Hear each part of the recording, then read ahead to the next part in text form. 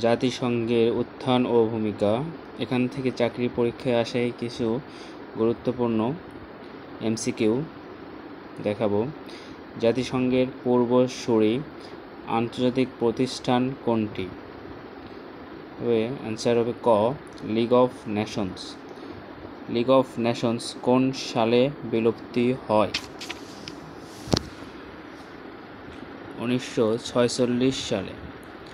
The world largest international organization and a successor to the League of Nations is UNO. UNO বলতে কি বোঝায়?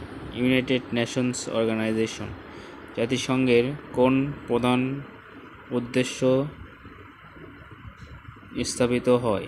জাতিসংঘ কোন প্রধান উদ্দেশ্যে স্থাপিত হয়? যুদ্ধের অভিশাপ থেকে বিশ্বকে রক্ষা করার জন্য।